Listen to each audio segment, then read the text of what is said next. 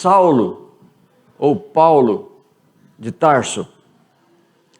E dando sequência às lições aqui de nossa revista.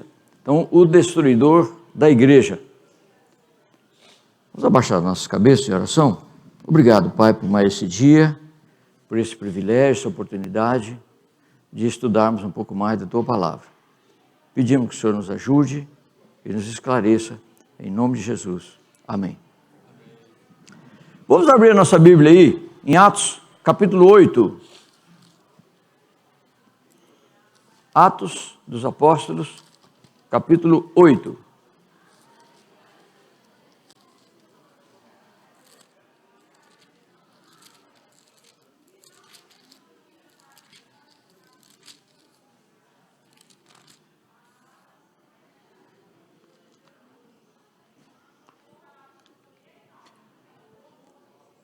Na verdade, nós deveríamos fazer a leitura aqui uma parte do capítulo 8 e depois também do capítulo 9 todo. Nós vamos ler vários textos aí durante o andamento da aula, mas não vamos fazer a leitura sequencial aqui no começo, mas a gente vamos falando a respeito dela toda aí. Então, praticamente, o começo do capítulo 8 é onde aparece Paulo pela primeira vez aí na narrativa sagrada, porque o apóstolo Paulo apareceu assim como se fosse um fenômeno, um raio, pá, pimba, apareceu o Paulo lá. Depois, ele continua a obra dele aí durante praticamente o Novo Testamento, escrevendo as cartas mais tarde. Mas, então aí no capítulo 8, ele fala assim, e Paulo e Saulo consentia na sua morte, ou seja, estava narrando a morte de Estevão. Então o Saulo, então o pessoal estava lá acusando e depois apedrejando Estevão. Saulo parece que ele não pegou na pedra não, mas ele estava lá de olho, é mesmo, joga aí, acerta, né? Então ele estava consentindo, inclusive, deixa seu casaco aqui, provavelmente estava calor, deixa seu casaco aqui, e tal, e ele vigiava a roupa de quem estava apedrejando o Estevão. Então, ele apareceu aí, já nessa narrativa aí a respeito do começo da perseguição, foi na morte de Estevão. Bom, vamos falar um pouquinho. Aí, a infância. Né? Então, primeiramente, Saulo, durante a infância dele. Então, lá em Filipenses, né? Filipenses, capítulo 3, 4, diz lá, bem que eu poderia confiar também na carne. Se qualquer outro pensa que pode confiar na carne, eu ainda mais.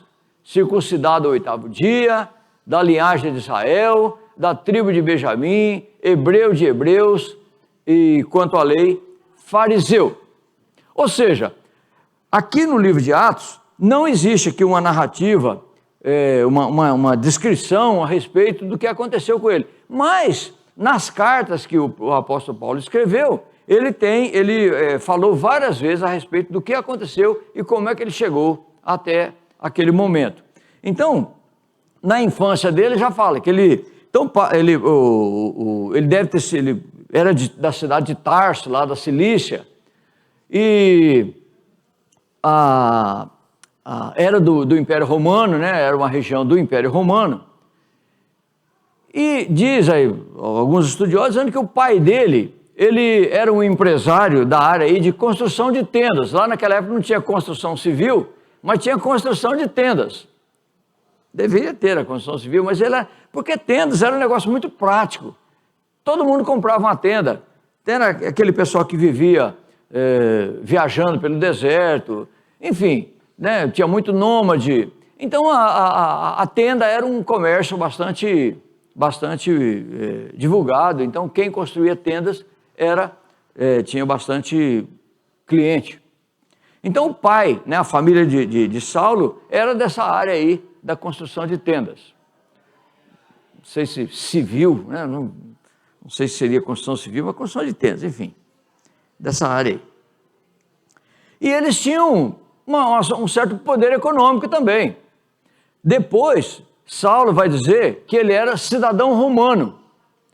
e que, quando ele nasceu, ele já nasceu cidadão romano. Ora, o pai dele era judeu, hebreu. Então, vivia lá em Tarso, mas era hebreu. Agora, como que ele seria, então, cidadão romano? Então, ele talvez tenha que a maneira como o pessoal conseguia cidadania romana lá era quando prestava um serviço relevante para o Império de Roma, né, para o imperador, ou ele vivia há muito tempo lá naquela região, então já fazia parte do direito dele, ou então o pessoal comprava, depois inclusive tinha numa das brigas do apóstolo lá, então o centurião disse, olha, eu paguei caro pela cidadania, e você disse, não, eu não paguei não, eu já nasci cidadão romano. Ou seja, o pai era cidadão romano, então o filho nasceu também cidadão romano. Então, ele tinha essa característica lá, né? Então, aqui, inclusive, aqui na nossa revista, queria fazer a leitura aqui do comecinho, aí da página 55, aí, ó. O pai de Saulo era rico, fazedor de tendas, e possuía um título muito cobiçado dos civis de Roma, cidadão romano. Esse título era concedido a alguém que havia prestado serviço importante ao governo romano ou pagara muito dinheiro a fim de comprá-lo. Saulo herdou de seu pai, e mais tarde, o fato de ser cidadão romano foi muito útil para ele, e mais importante é que tal título era o privilégio de pertencer ao povo de Deus e de ser judeu. Bom, então essa é a história aí do cidadão romano. Bom, por causa do seu pai, isso. Agora vamos lá. Depois, como que ele virou perseguidor? Eu fiquei impressionado, porque realmente o texto, quando aparece o apóstolo, aparece o Saulo aí, ele já aparece como perseguidor. Não aparece nada, né? Depois a gente vê essas descrições aí nas cartas dele, dizendo a respeito da infância, mas ele já aparece aqui no texto de Atos como perseguidor. Ou seja, ele já estava lá segurando a roupa de quem estava apedrejando Estevão. E a perseguição, depois da morte de Estevão, começou brava mesmo.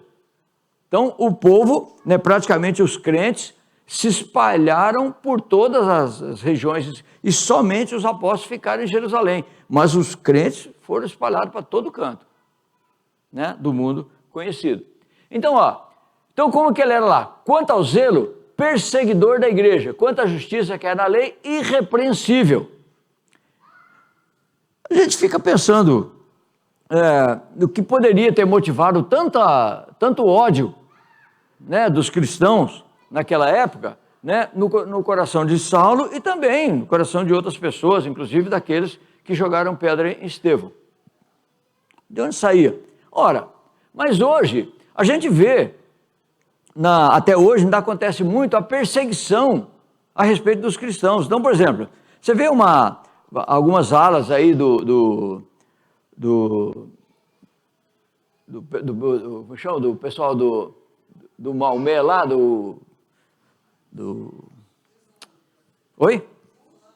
muçulmano, etc. Então, tem umas áreas que são bastante bravas com respeito aos cristãos. Persegue mesmo. Não são todos.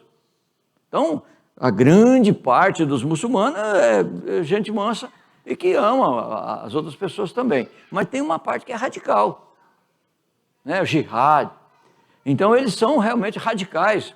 E provavelmente o Saulo era radical desse jeito aí, né? Porque ele acreditava que estava fazendo bem, ele acreditava que estava fazendo certo e que realmente Jesus mereceu morrer porque ele falou que era filho de Deus e isso não era possível, né? E que os cristãos estavam errados e que realmente, então parece que ele acreditava mesmo naquilo. Mas o fato é que tinha um ódio muito, muito forte com respeito aos cristãos, com respeito àqueles que se convertiam ao Evangelho de Cristo. Bom, eu peguei um resuminho aí, né, da perseguição. Então, por exemplo, até o final do ano 2000, depois eu não andei mais, mas a coisa continuou, 455 igrejas cristãs foram atacadas, cerca de 5.000 pessoas foram mortas, assassinadas. Mulheres e meninos sequestradas, estuprados e mortos com requinte de crueldade.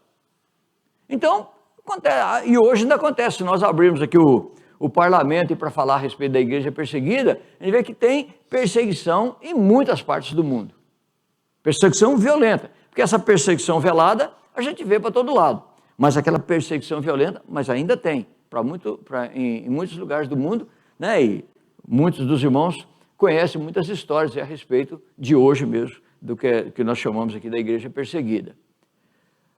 Bom, então com isso, só estou querendo dizer que a história vem se repetindo. Né? Então, o apóstolo, o Saulo lá era um perseguidor e sempre teve gente perseguindo a igreja, matando os cristãos, fazendo-os sofrer. Então, começou a narrativa aqui dele. Por quê? Porque realmente depois o Senhor estava preparando para ser um vaso importante na divulgação do Evangelho.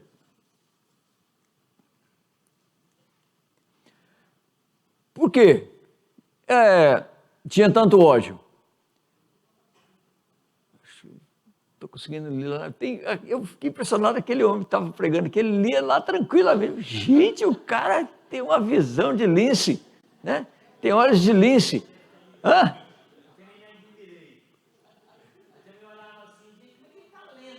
Pois é, eu fico impressionado, o cara...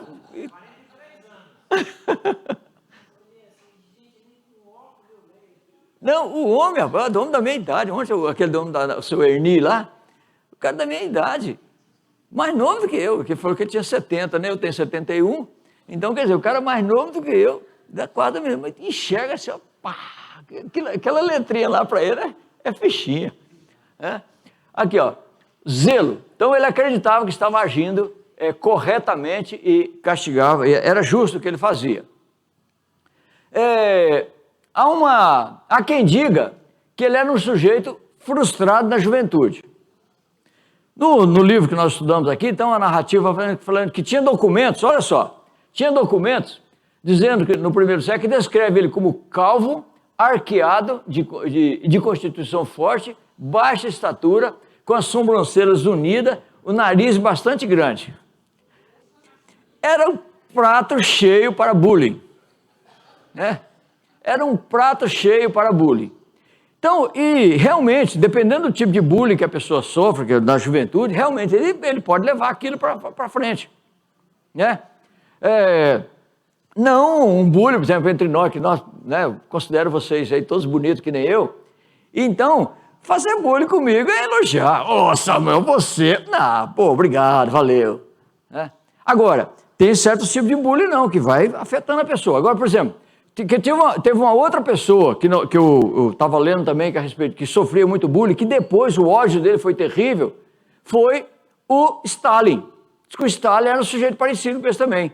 Né? Sabe aquele... Eu fiquei pensando, a sobrancelha tudo grudado uma na outra, aqui, você troncudo. Eu não sei como é que vocês falam aqui por São Paulo, lá você cara atarracado, sabe? Você está atarracado assim, olhando aqui e tal. Então, é um prato cheio para bullying. Parecido com um anão de jardim, aquela coisa assim. Então, parece que fisicamente o apóstolo Paulo tinha um físico parecido na juventude. Então, ele foi, né, nutrindo. O Stalin, realmente, historicamente, o Stalin era assim. Então, depois do Stalin, ele manifestou todo o ódio dele lá depois da Revolução Russa. Então, foi um negócio terrível. Bom, mas o fato, eu não sei se isso realmente afetou a índole do Saulo, mas o fato é que ele realmente nutriu um ódio, depois ele transferiu esse ódio todo para os cristãos e usou e abusou. Eu estava até procurando uma imagem fiquei pensando num cara desse jeito aí. Fala a verdade, é um prato cheio para bullying. Não é? Você está arracado assim. Bom, não... Oi? Pois é. Esse aí, né? Bom. Gente, diga.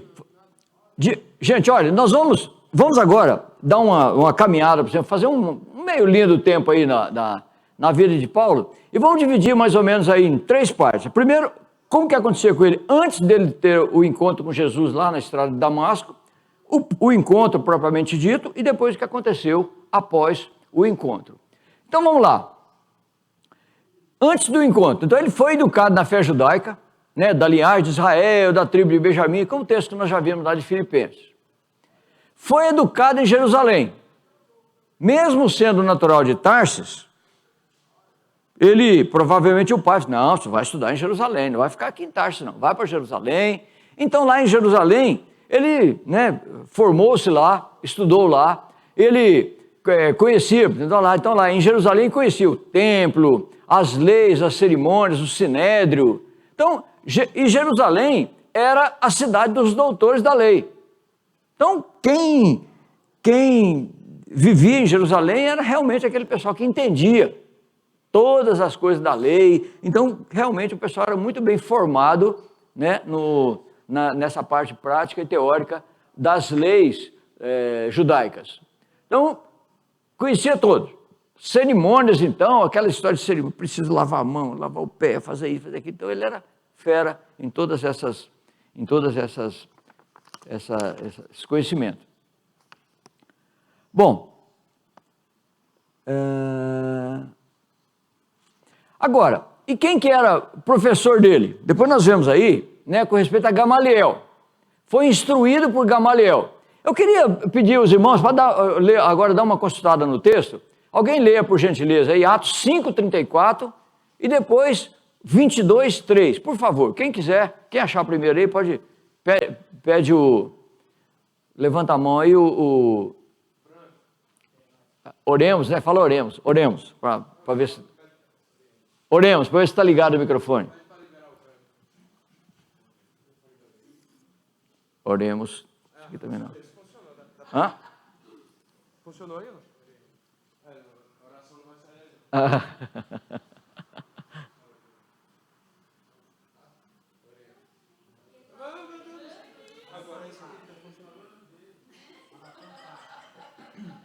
Ô, irmão, daqui a pouco alguém vai dar uma pancada no microfone aí.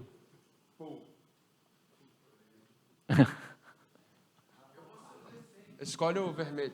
Pode ser o vermelho, se quiser, já está na mão do Pedro. Vai ser o branco mesmo. Oremos. Então, Atos, capítulo 5, versículo 34. Mas, levantando-se no sinédrio um fariseu chamado Gamaliel, mestre da lei, acatado por todo o povo, mandou retirar os homens por um pouco. Isso, agora o 22:33. Eu mesmo? 22:3. Atos capítulo 22, versículo 3. Eu sou judeu, nasci em Tarso da Cilícia, mas criei-me nesta cidade e aqui fui instruído aos pés de Gamaliel, segundo a exatidão da lei de nossos antepassados, sendo zeloso para com Deus, assim como todos vós o sois no dia de hoje. Então ele realmente, o Gamaliel era então um professor da lei, muito respeitado, e até hoje o nome de Gamaliel é respeitado lá na educação judaica. E o Gamaliel era neto de um tal de Hilel, que era fundador de uma escola de fariseus, e realmente era vamos dizer, aquela escola mais famosa, lá era o MIT, o ITA de lá, daquela região. Então, ele viu, olha, eu, por exemplo, hoje em dia, por exemplo, quando eu vou falar no meu currículo, né, eu falo assim, olha, eu, por exemplo, eu fui formado na maravilhosa Universidade Federal de Goiás. Eu falo com o maior prazer, e realmente ainda é uma grande universidade. Então, para mim, vale a pena eu falar que eu fui formado na Universidade Federal de Goiás. Ele falava assim, eu fui formado no pé de Gamaliel. Então, Gamaliel e Universidade Federal de Goiás era pau, assim. Era pau. São duas escolas importantes. Então, irmãos, Então o Gamaliel, ele era muito respeitado. Quando fala, você estudou com o Gamaliel? Então hoje em dia, você estudou na UFG? É assim, né? O pessoal olha para mim, você estudou lá no Instituto de Matemática e Física da UFG? Você estudou? Pois é, então é o maior respeito.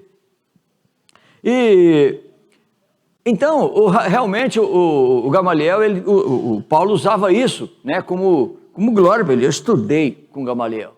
Então ele sabia das coisas. Bom, agora uma coisa que ele não aprendeu com Gamaliel. Alguém lê para mim, outra pessoa lê para mim agora, 5:39.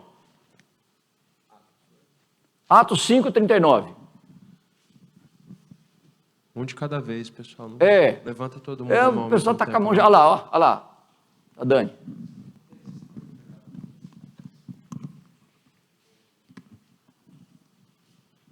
Oremos.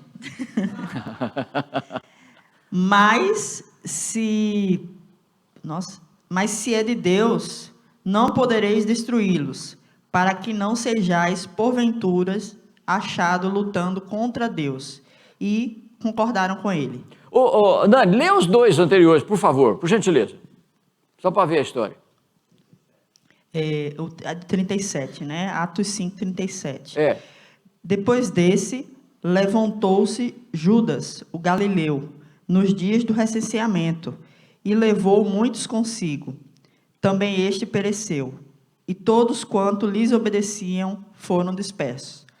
Agora vos digo, dai de mão a esses homens, deixai-os, porque se esse conselho ou esta obra vem de homens, perecerá. Mas, se é de Deus, né, não podereis destruí-los, para que não sejais, porventura, achados lutando contra Deus. E concordaram com ele. Então, só para dizer o seguinte, irmãos, uma coisa que ele não aprendeu com o Gamaliel vai dizer, gente, olha, vocês estão querendo destruir esse povo que está pregando esse evangelho aí? Fica frio. Olha, o Judas, lá ele fundou lá uma religião e começou a pregar, e várias pessoas foram com ele. Mas na hora que o Judas morreu, se espalhou. Aí teve outra pessoa lá também que começou uma outra, olha, começou. Então, gente, se for de Deus, vocês não vão segurar. Agora, se não for de Deus, vai morrer. O Gamaliel realmente era um cara esperto. Ele sabe isso, olha, se isso é bobagem, isso é bobagem. Na hora que morreu o líder, acabou o grupo. Mas, se for de Deus, vocês estão lutando à toa. Então, isso que eu estou querendo dizer, que o Saulo não aprendeu com Gamaliel. Gamaliel era sábio, ele sabia a respeito do poder de Deus. Se isso é de Deus, ninguém segura, nem vocês. E realmente, como era de Deus, não começou aquela perseguição. O que aconteceu mais tarde foi que o povo se espalhou e o evangelho começou a se espalhar pelo mundo todo com respeito a isso, né? Bom, ele era poliglota, sabia várias leis, várias línguas. Então, latim, grego, aramaico, hebraico. Então, pelo menos essas 4 ele sabia. Então, e muita cultura secular. Então, alguém lê por gentileza agora só o 26, 24. Atos 26, 24. Era um homem de muitas letras. Robertinho vai ler. Dizendo ele essas coisas em sua defesa, Festo o interrompeu em alta voz. Estás louco, Paulo? As muitas letras te fazem delirar. Pois é. O governador lá falou, você tem certeza que você está falando isso? Você está ficando doido, você sabe tanta coisa, que endoideceu. Ou seja, ele era um homem culto, né? Então era homem de muitas letras. Então, basicamente, era isso aí, como é que era o apóstolo Paulo antes dele encontrar-se com o Senhor. Depois ele teve um encontro propriamente dito. Então, Atos 9, 3 a 7. Seria bom se nós pudéssemos ler esse texto, mas eu sei que é bastante conhecido, mas por gentileza, alguém lê esse texto. É Atos 9, 3 a 7. Seria importante a gente rever. Clotilde vai ler.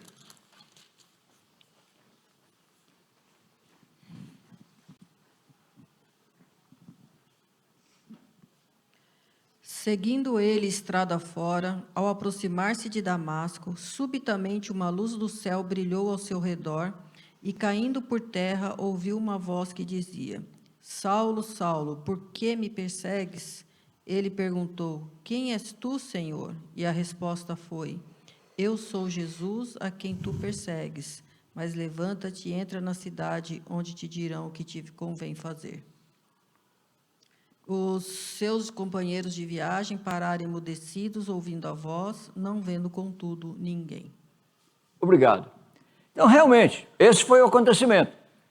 Bom, nós sabemos que o Saulo, depois daquela confusão lá da morte de Estevão, ele conseguiu lá com o sumo sacerdote autorização para invadir a sinagoga, a casa dos crentes em outros países, fora da região ali, porque eles tinham esse tipo de autoridade, né? Eles tinham gerência sobre as sinagogas das outras cidades também, dos outros países inclusive. Então eles saíram daqui de Jerusalém e foram para Damasco, na Síria, em outro país, em outro lugar, 280 quilômetros distantes de lá.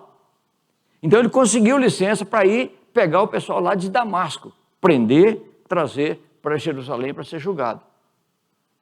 Então, a lei era bastante ampla nesse sentido, quer dizer, então a regra dos judeus era bastante forte mesmo, então eles tinham mesmo esse tipo de autoridade. Então, quando estava chegando em Damasco, então teve esse encontro. Então o Senhor apareceu para ele, né, com uma luz forte, ele caiu, ficou cego, né? Tem até aquela história de que ele caiu do cavalo. Então, na verdade, eu nunca olhei direito se ele estava a cavalo, se caiu do cavalo, se o cavalo empinou, enfim. Então, essa história do cair do cavalo, eu não posso dizer para vocês se caiu mesmo ou não. Mas ele caiu. Bom, então teve um encontro. Então, esse aí é o que eu queria falar rapidamente a respeito do encontro propriamente dito. Então, o encontro. Depois, mais tarde, aqui no texto, ele fala a respeito do batismo.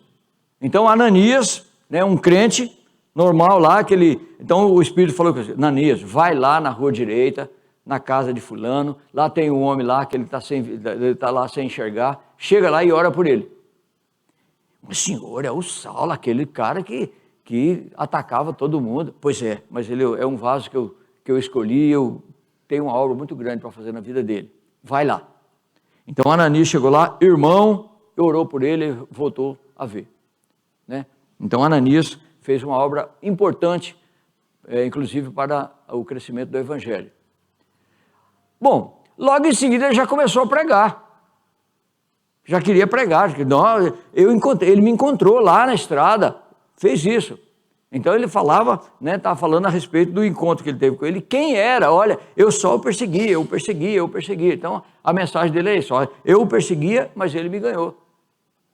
Né? Então, agora, os líderes judeus não gostaram. Mas espera aí, a gente manda o cara lá com carta, com credenciais para prender os crentes, de repente ele vira crente também? Não, e queriam matá-lo. Então estavam querendo matá-lo. Então, tanto é que o texto diz que botaram guarda em tudo quanto foi portão, porque se ele botasse o nariz para fora, eles pegavam ele. Então depois aconteceu a fuga. Aí, 9:25, então o que aconteceu? Os discípulos botaram ele num cesto lá e desceram pelo muro. E ele vazou. Né? Então, dali ele vazou. Então, primeiro, essa foi a parte aí do encontro, né, o encontro com Jesus.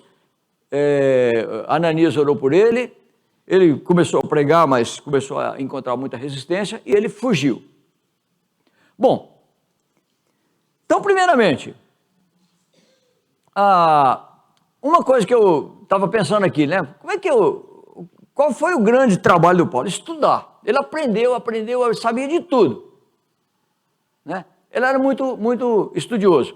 Eu estava pensando a respeito desse negócio de estudar, de investir no conhecimento. Aí me lembrei desse texto lá de Provérbios. Alguém leia, por gentileza? Provérbios 3, 13 a 15. Por favor.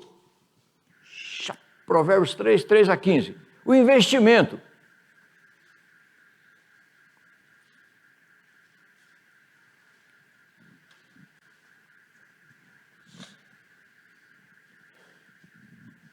Feliz o homem que acha sabedoria e o homem que adquire o conhecimento, porque melhor é o lucro que ele dá do que a prata, melhor é a sua renda do que o ouro mais fino, mais preciosa do que pérolas, e tudo que pode desejar não é comparável a ela.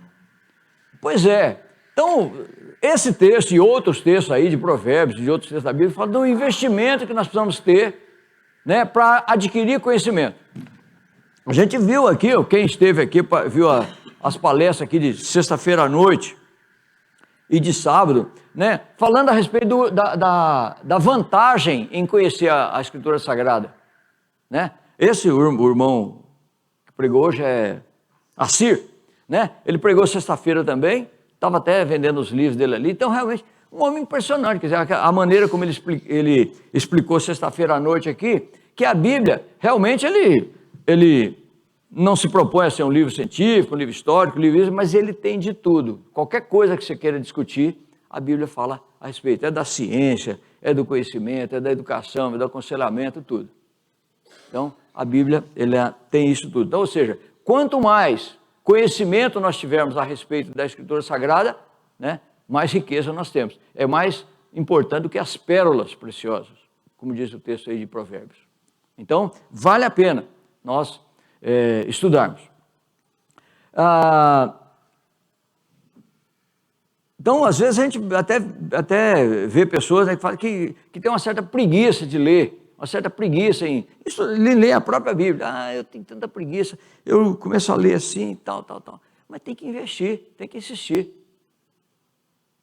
Né? Então,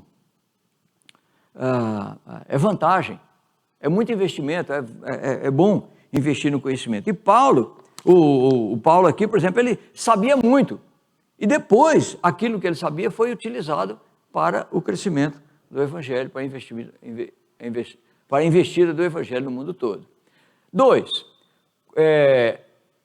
quanto mais preparado, mais usado. Está certo, todo mundo tem o seu ministério. Então, a pessoa é iletrada, ele conhece pouca coisa, mas o que ele sabe, ele usa para a glória de Deus. Mas quanto mais a pessoa souber, tiver conhecimento, tiver mais conhecimento da palavra de Deus, ele é utilizado. Quanto mais preparado ele for, mais instrumento na mão de Deus ele pode ser. Né? Então, quanto mais conhecimento, melhor.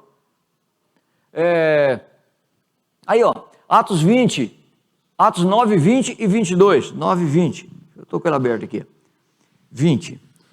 E logo pregava nas sinagogas, afirmando ser ele o Filho de Deus. Então, ele conheceu aqui, ele ia na sinagoga, porque tinha abertura para entrar nas sinagogas. Só que lá ele entrava e pregava a outra palavra. Saulo, porém, mais e mais se fortalecia e confundia os judeus que moravam em Damasco, demonstrando que Jesus é o Cristo. Porque ele sabia. Na hora que caiu a ficha, né, ele disse, é isso, pronto. Aí uniu todo o conhecimento que ele tinha, apontando Jesus como o Cristo. 3, antes de conhecer a obra de Deus, precisamos conhecer o Deus da obra. A gente vai ver daqui a pouco o que aconteceu no preparo do apóstolo Paulo. Né? Quanto tempo ele ficou em alguns lugares, se preparando para a obra. Mas o fato é esse. Antes dele sair, então, tanto é que como ele começou a pregar, por exemplo, nesse versículo que nós lemos aqui de 22, né? E ele confundia os judeus quando ele estava dizendo que Jesus era o Cristo. Ele confundia as pessoas, porque as pessoas estavam esperando que ele fosse lá acusar, prender, levar e fazer julgamento, e matar inclusive. Mas, não estava na hora ainda dele pregar. Primeiro, ele precisaria conhecer o Deus da obra, para depois falar a respeito da obra de Deus. Se você não conhece o Deus da obra, o que você vai falar? Não vai falar nada. Há quem diga, né, que a palavra mais mágica, a palavra mais importante do evangelismo é você dizer o que Jesus fez por você. Olha, Jesus fez isso por mim. Eu estou falando isso porque ele fez por mim. Não. Jesus fez uma obra importante na vida do seu Nelson. Fez uma obra importante na vida do Perotti. Tá bom. E na sua? E na minha? Fez? Tá, então, se eu vou falar, pessoal, Jesus fez uma obra importante na vida do Perote. Aí eu falei, então eu quero falar com o Perote. Quero que o Perote dê o testemunho dele pessoalmente para mim. Né?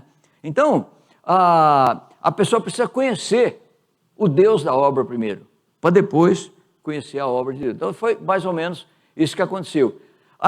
E importante, né? Antes do ide, antes de Jesus mandar Mateus 28 lá, né? Então, antes do ide, ele teve o vinde.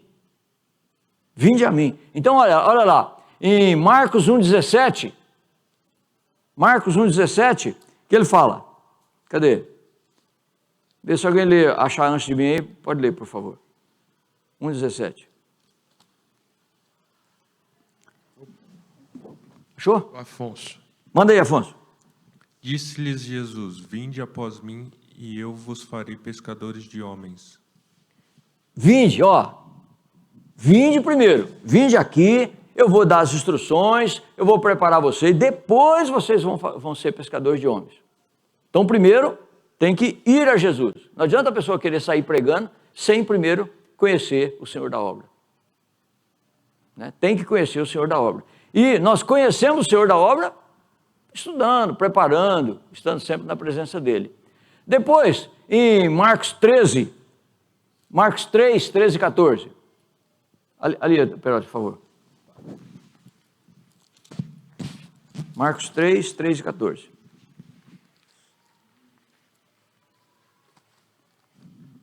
Oremos. Depois subiu ao monte e chamou os que ele mesmo quis, e vieram para junto dele. Então designou 12 para estarem com ele e para os ouvir a pregar, para os enviar a pregar e pregar. Obrigado. Ou seja, venham aqui comigo. Agora eu vou preparar vocês. Então, primeira coisa que Paulo, né, que o Espírito estava trabalhando com Paulo, que olha, vem aqui primeiro, vem conhecer o Senhor da obra. Depois eu vou mandar você falar a respeito da obra de Deus.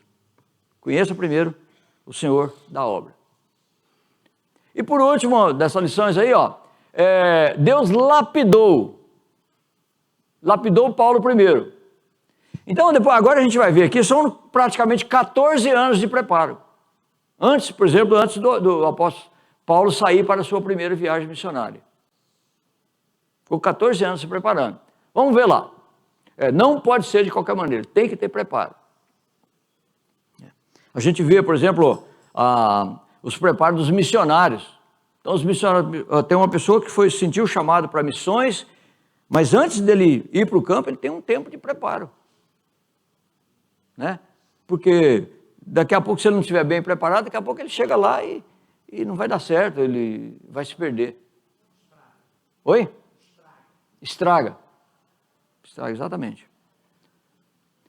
Vamos lá, então. Continuação na linha do tempo. Agora o preparo. Então, vamos lá. Primeiramente, ele ficou 3 anos na Arábia. Leia, por gentileza, agora. Gálatas 1, 11 e 12.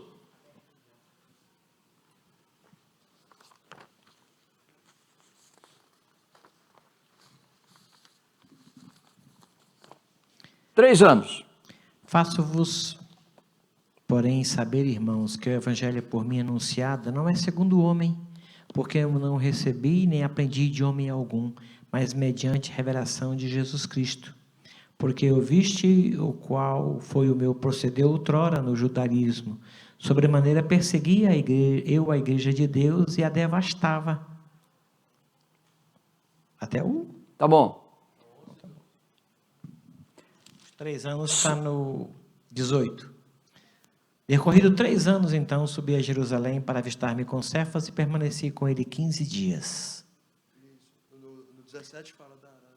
Isso. Nem subi a Jerusalém para os que já eram apóstolos antes de mim, mas parti para as regiões da Arábia, voltei outra vez para Damasco.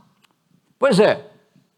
Então, só para dizer o seguinte, quanto tempo mesmo os discípulos ficaram com Jesus aqui, os 12 lá? 3 anos. Então, foi basicamente esses 3 anos que o apóstolo Paulo ficou também. Há quem diga que ele teve o mesmo tempo de preparo junto com Jesus do que os outros discípulos. Porque há quem diga que o apóstolo Paulo realmente ele deveria estar entre os 12, só que ele entrou depois. Né? Ele entrou depois. Mas os mesmos 3 anos que os discípulos tiveram com Jesus, Paulo teve também com Jesus, só que então aí na Arábia, a Escritura Sagrada não diz exatamente em que ponto da Arábia, mas em algum lugar lá ele ficou o tempo todo na presença do Senhor. Né? Depois ele até diz, né? Eu não sei se no corpo ou fora do corpo, mas eu fui até o 3º céu. Né? Até o paraíso. Não, eu não sei se no corpo, mas eu fui até lá. Ou seja, durante esses 3 anos, ele teve todo o preparo na presença do Senhor para realmente executar o trabalho dele de discípulo. Bom, então depois, né, como leu o texto, ele foi para Damasco. Voltou para Damasco. Mas aí também começou a pregar, enfrentou dificuldade. Começaram a persegui-lo, ele foi para Jerusalém. Eu vou para Jerusalém, vou ficar lá junto com os discípulos, vou encontrar com os discípulos lá. Mas também se deu mal. Lá também não deu certo. Então o que ele fez? Levaram-no para Cesareia. Primeiramente levaram para Cesareia. Não, vamos sair com você daqui. Levaram para Cesareia e depois foi para a cidade natal dele, para Tarso. Né? Foi para Tarso, ficou lá 10 anos. Vamos ler aí, ó. Por exemplo, Atos 9, 30 e 31.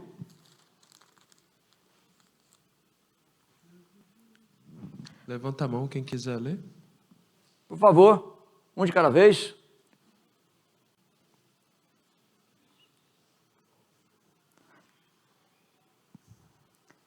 Tinha paz por toda a Judéia, Galiléia e Samaria, edificando-se e caminhando no temor do Senhor e no conforto do Espírito crescia em número. O 30, por favor. O 30, vou aqui.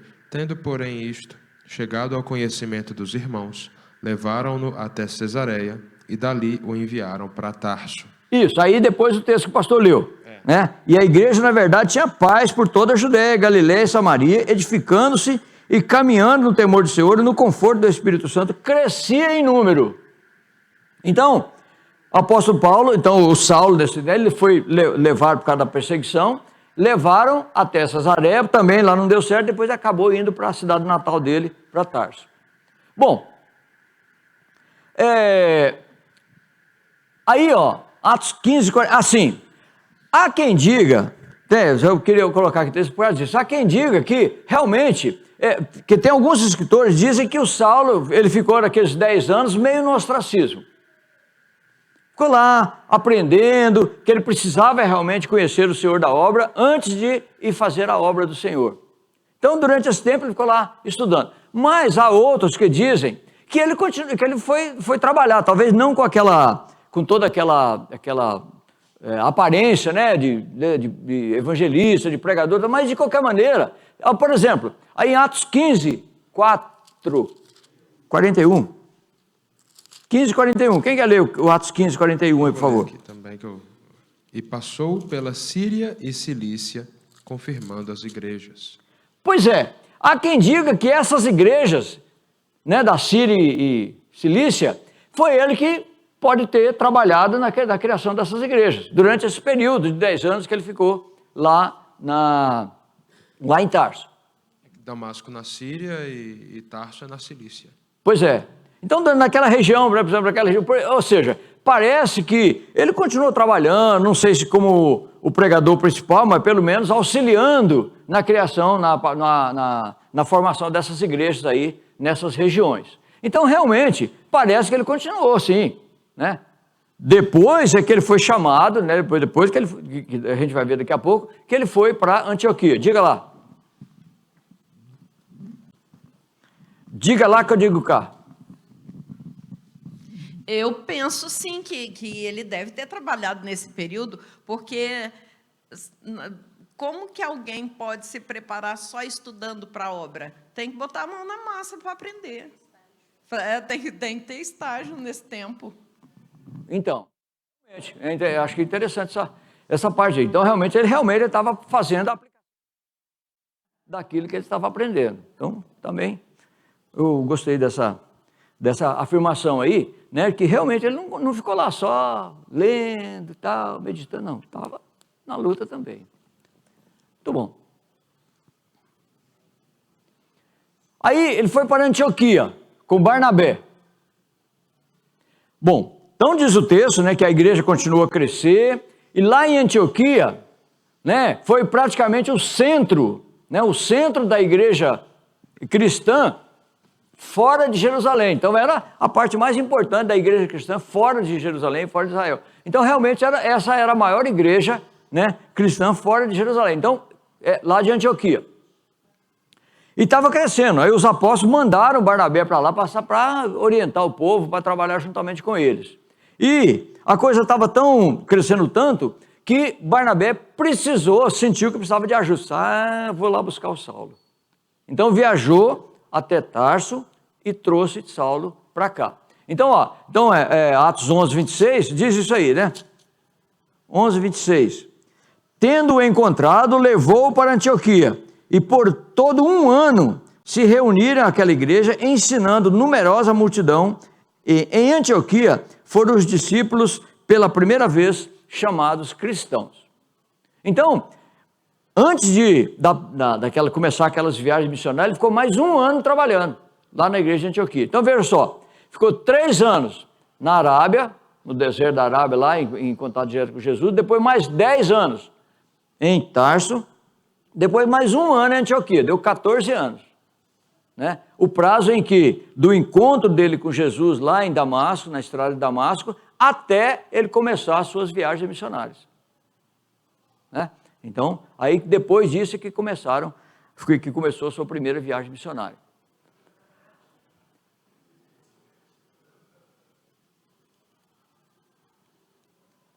Bom, meus irmãos, agora eu queria, né, só deixar o tempo para nós aqui, tem alguns minutos ainda, 8 minutos, para a gente verificar isso aí. Então, por exemplo, que lições, realmente, por exemplo, que você poderia nos ajudar e contribuir com isso? Que lições nós temos aqui para receber, para tirar para nós a respeito dessa formação de Saulo, né? Como ele era hebreu, dos hebreus, conhecedor da lei, depois ele foi perseguidor da igreja, depois passou pela experiência do novo nascimento, e depois, aí, em outras lições, nós vamos começar a estudar, em outras, não nessa lição aqui, mas em outra área, nós vamos começar a estudar a respeito das viagens missionárias dele. Então, mas essa parte da formação, que lições nós poderíamos ter? Eu botei aquelas 4 lá, mas pode ser que os irmãos tenham mais alguma outra coisa que poderia trazer para a gente aqui nesse final. Alguém gostaria de contribuir?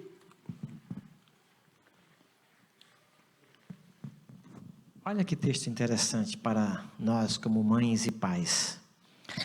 Versículo 14 de Gálatas 1.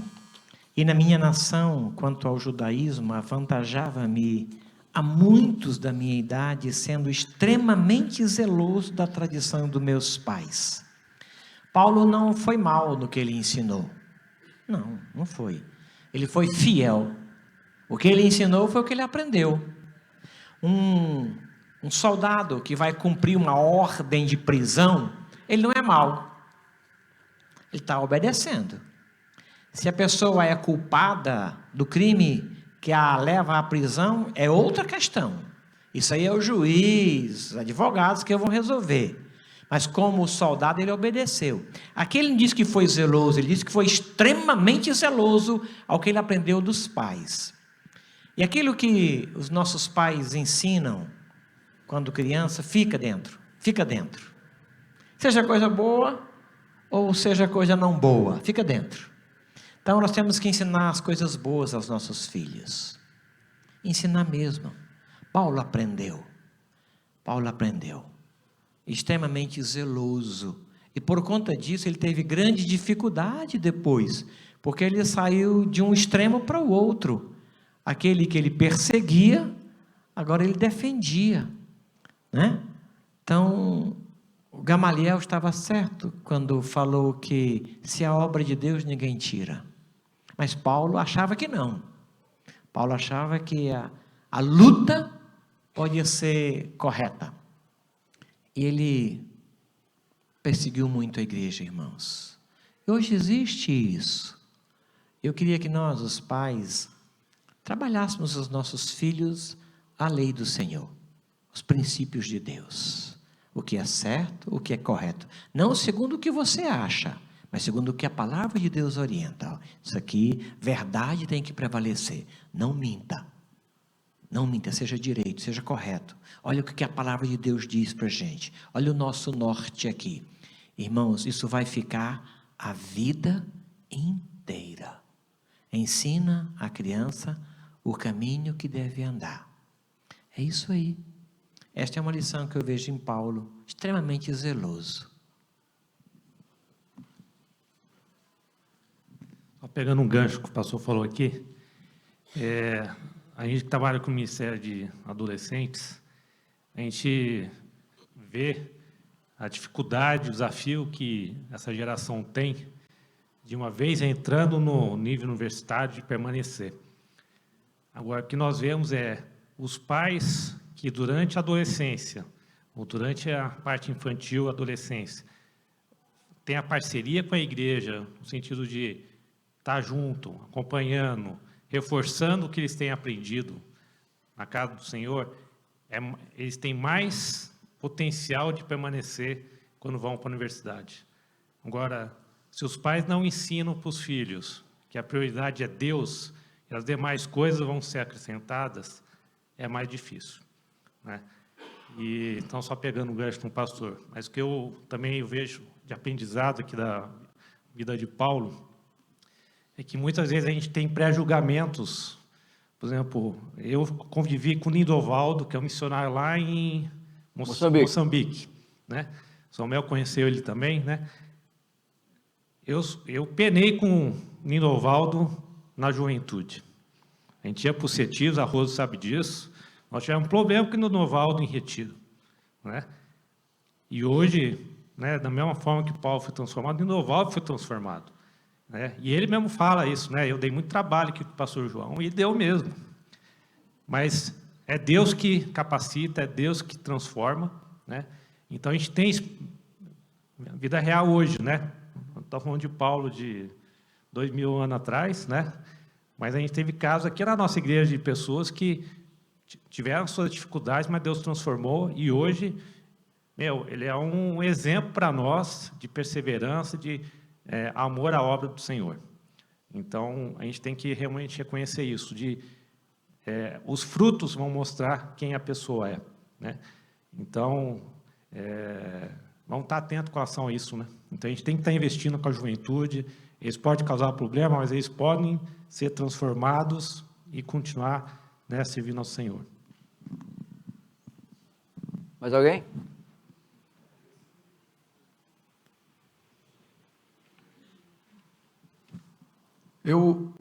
Uma coisa que me chama muita atenção do Paulo, e falando dos pais também, Paulo era muito zeloso. E a vida dele foi transformada a partir do momento que ele teve a revelação de quem era Jesus, né? A gente vê na pergunta, né? Quem és tu, Senhor? Então, ele sabia que era um rei, mas não sabia quem era o rei. E eu entendo que os pais precisam ensinar os filhos, né? Eu sou dessa igreja, né? Sou da geração que não tinha bateria ainda. E eu aprendi a estudar a Bíblia aqui na igreja, na escola dominical. E hoje Não, eu que tocava e brigava com todo mundo aí que eu tocava. E eu entendo que ensinar a Bíblia é uma coisa, mas o que a gente precisa ensinar para os filhos é que eles encontrem Jesus, e não que eles encontrem o meu Jesus apenas.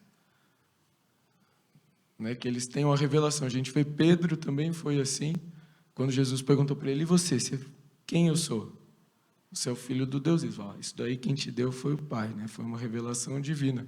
Então a gente ensinar o caminho para que ele busque a Jesus. Paulo era zeloso, ele é zeloso pela lei, porém não conhecia Jesus. Então um direcionamento de revelação. Cabra bom, queria ter um filho que nem ele. Meus irmãos, diga, Perotti, por favor. 11:29, né? Então, só para adicionar mais um comentário de que Deus, ele vai nos usar, e pode nos usar de acordo com a formação que nós temos, de acordo com o treinamento secular que nós recebemos, algumas coisas que não são necessariamente aqui da igreja, mas que compõem a sua caixa de ferramentas, né? Eu costumo falar isso, né? Que compõem as ferramentas que você dispõe à mão para poder atuar na sociedade. O Paulo, ele, por exemplo, né, a família dele adquiriu para ele uma cidadania romana, e essa cidadania ele pôde usar ao serviço de Deus, e isso levou ele para pregar o evangelho em Roma. Isso foi uma coisa boa. Ele tinha uma educação formal muito boa na lei judaica também e em outras áreas do conhecimento, e usou tudo isso para argumentar com uma variedade imensa de pessoas em vários lugares, né? Por exemplo, em Atenas, ele conseguiu argumentar muito bem, ele argumentava bem em Jerusalém, em todos os lugares que ele pôde ir, ele pôde usar da cultura que ele havia adquirido para desenvolver a pregação do Evangelho. Então, quando nós estamos trabalhando na educação dos nossos filhos, penso muito isso pelo nosso lado lá em casa, né, com 3 crianças, a gente procura estimular o desenvolvimento dos nossos filhos em algumas áreas que nós percebemos que serão úteis. E tudo isso seja revertido no final para a glória de Deus. E foi isso que Deus fez com Paulo, por um caminho que ele não imaginava antes, né, mas que depois que aconteceu, ele pôde perceber, puxa vida, então tudo aquilo que Deus me deu de ferramental, eu pude usar para a glória de Deus. E que assim seja na nossa vida. O ferramental que nós damos na educação dos nossos filhos não é apenas para eles ganharem dinheiro, serem ricos, fortes, maravilhosos, sei lá, mas é para que eles possam viver uma vida que glorifique ao Senhor. Obrigado, Pedro. Você falou o que eu deveria ter falado, não falei. Obrigado. Pediu um favor, dá o microfone para o Felipe. Pediu para o Felipe orar, terminando a nossa aula, por favor. Amém. Oremos. Senhor Deus, muito obrigado, Deus, por mais uma nova oportunidade de poder se debruçar diante da Tua Palavra, ouvir, meu Deus do céu, dos Teus projetos, ouvir, meu Deus do céu, das transformações que o Senhor fez durante a história e das transformações que ainda o Senhor propõe fazer em cada um de nós, meu Pai. Peço em nome de Jesus que a palavra do Jesus Cristo, que morreu na cruz e hoje ressurreto, voltará para buscar a Tua igreja, venha ser revelada, meu Deus do céu, de maneira intensa nos nossos corações, Pai. Porque assim nós vamos mudar os nossos hábitos, vamos mudar o nosso foco de vida, e nós vamos dedicarmos de forma correta, meu Pai, à expansão do Teu reino. Amém. Despeça-nos, meu Pai, na Tua paz, em nome de Jesus, que tenhamos a continuidade no momento de comunhão agora, no nosso almoço, na nossa reunião em família, que o Senhor esteja presente, que o culto permaneça até quando retornaremos aqui nesse ambiente e Pai, de forma pública glorificaremos Teu nome novamente, Pai. Obrigado, Senhor. Em nome de Jesus eu agradeço. Amém. Amém. Muito obrigado. Um bom domingo a todos e Deus abençoe.